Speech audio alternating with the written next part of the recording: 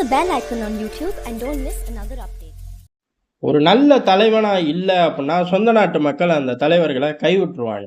ஆனா சிறந்த அடிமையா இருந்தா வெளிநாட்டு தலைவர்கள் கைவிடவே மாட்டாங்க. எப்படியாச்சும் அந்த பயபிள்ளைய ஆட்சி அதிகாரத்துல உட்காரக்க துடிப்பாங்க. அதே விஷயம்தான் இப்ப உக்ரைனுக்குள்ளேயும் நடக்குது.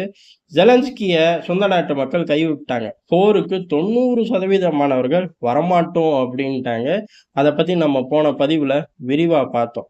அப்படி இருக்கும்போது வெளிநாட்டு தலைவர்கள், அதாவது அமெரிக்காவுக்கு எவ்வளவு விசுவாசமா இருந்தா, இதனால அமெரிக்கா ஐரோப்பா மார்க்கெட்ல பல விஷயங்களை சாதிச்சிருச்சே அப்படிங்கிற எண்ணம் பிரான்ஸுக்கு வந்துருச்சாட்டுக்கு. மேக்ரான் அவர்களுக்கு குறிப்பா வந்துருச்சு. பிராந்திய வல்லரசு நம்ம இந்த அடிமையை கைக்குள்ள போட்டுக்கிட்டு எதையாச்சும் சாதிப்போம் அப்படின்னு திட்டம் வச்சிருக்காராட்டுக்கு. பெரிய அளவுல பிரான்ஸ்ல இருந்து ஆட்களை அனுப்பிச்சிருக்காங்க யுத்தத்துக்கு.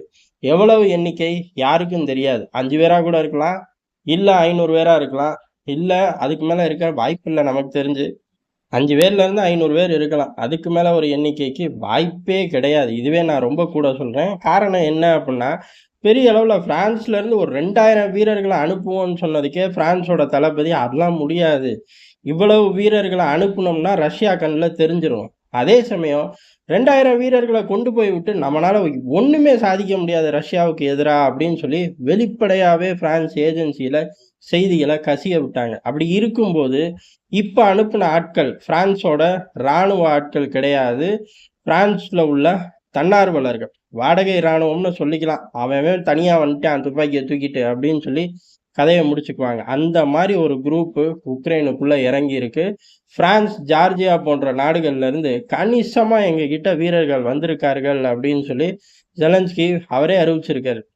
அதுவும் எந்த பகுதிகளை காப்பாற்ற அப்படின்னா, அடுத்தடுத்து விழக்கூடிய பகுதிகள், குறிப்பா கார்கிவ், சுமி போன்ற பகுதிகளில் இந்த வீரர்கள் களமிறக்கப்பட்டிருக்கார்கள். ஆனா எண்ணிக்கையே சொல்லலை. அப்போ ஒருவேளை பிளான் போட்டு தரதுக்கான ஆட்களா இருக்கலாம். அப்படி இல்லை அப்படின்னா 1-2 வாடகை இராணுவத்தை சேர்ந்த ஆட்களா இருக்கலாம். திரட்டி இருக்காங்க. அதுல பிரான்ஸ் தான் பெரிய ஏற்பாடு பண்ணி உள்ள இறக்கியிருக்கு. பிரான்ஸ், ஜார்ஜியா அப்படின்னு 2 நாட்டை சேர்த்து ஒரு ஸ்டேட்மெண்ட்டாவே ரிலீஸ் பண்ணியிருக்காங்க. இந்த வீரர்கள் களத்துல எதை சாதிக்க போறார்கள்னு தெரில. அதே சமயம் பிரான்ஸோட நேரடி துருப்புக்கள் இறங்குனா ஆட்டம் மாறும். ஆட்டம் மாறுனா உடனே ரஷ்யாவோட கை கீழே இறங்கும்னு அர்த்தம் கிடையாது. பிரான்ஸ் ரஷ்யான்னு மோதல் அதிகரிக்கும். அது ஒட்டுமொத்த உலகத்துக்கே நல்லது இல்லை. முதல்ல அதுக்கான பிரான்ஸ் இராணுவமே தயாரா இல்லைன்னு தான் தோணுது. ஏன்னா ஒரு படை நகர்வு செய்யறதுக்கே யோசிக்கிறாங்க. ரஷ்யா கண்ணில் தெரிஞ்சிடும். அதே மாதிரி இந்த யூனிட்டை வச்சு அங்கே ஒன்றும் சாதிக்க முடியாதுங்கிறனால அடக்கி தான் வாசிக்கிறாங்க. ஆனால் ஜெலன்ஸ்கியை பொறுத்தவரையும் இல்லாத விஷயத்த ஊதி பெருசாக்கக்கூடிய ஆள்.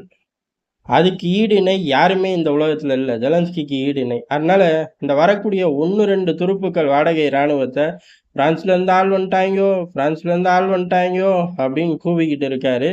இந்த ஆட்கள்லாம் பலியானார்கள் அப்படின்னா அதை பற்றி வாயே துறக்க மாட்டார். இந்த ஆட்கள்லாம் சேர்ந்து மைலேஜ் எடுக்கிறதுக்கு வாய்ப்பே இல்லை. எதை வச்சு சொல்கிறோம் அப்படின்னா, இது எல்லாமே ஜெலன்ஸ்கியோட வெர்ஷன் தான்.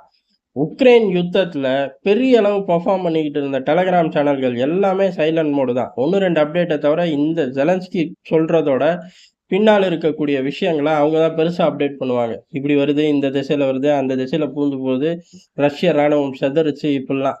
ஆனால் அந்த பயல்களே ரொம்ப அமைதியாக தான் இருக்காங்க. ஒருவேளை இந்த திட்டங்கள் வெளியில தெரிஞ்சு ரஷ்யா கவுண்டர் பொசிஷன் எடுத்துரும் அப்படின்னு சில சேனல்கள் வாதாடினாலும் இதில் உண்மை கிடையாது. பெரிய அளவில் அங்கே மைலேஜை எடுக்கிறதுக்கு வாய்ப்பே இல்லைன்னு தெரிஞ்சனால எல்லாரும் ஒதுங்க ஆரம்பிக்கிறாங்க. காரணம், இந்த நிலப்பரப்பு ரஷ்யா கிட்ட மாட்டிக்கும். அதுக்கடுத்து உள்ள நிலப்பரப்புலையாச்சும் பீஸ்ஃபுல்லாக வாழணும். ஜெலன்ஸ்கி பின்னாடியே போய்கிட்டு இருந்தோம்னா எதுவுமே மிஞ்சாது அப்படிங்கிற யதார்த்தமான உண்மையை 90% உக்ரைனியர்கள் புரிஞ்சுக்கிட்டாங்க. அதே மாதிரி நல்ல அடிமை, இந்த அடிமையை வச்சு அமெரிக்கா நல்லா சாதிச்சுக்கிட்டு கொஞ்ச காலம் இந்த அடிமையை பிடிச்சி நம்மளும் சாதிப்போம் அப்படின்னு பிரான்ஸும் ஒரு திட்டம் போடுது. அமெரிக்காவோட திட்டம் பேக் ஃபயரில் தான் போச்சு. என்ன, ஐரோப்பா சந்தை அவங்க கிட்ட போயிருச்சு. பிரான்ஸோட திட்டம் என்ன யாருக்கும் இதுவரையும் தெரியல.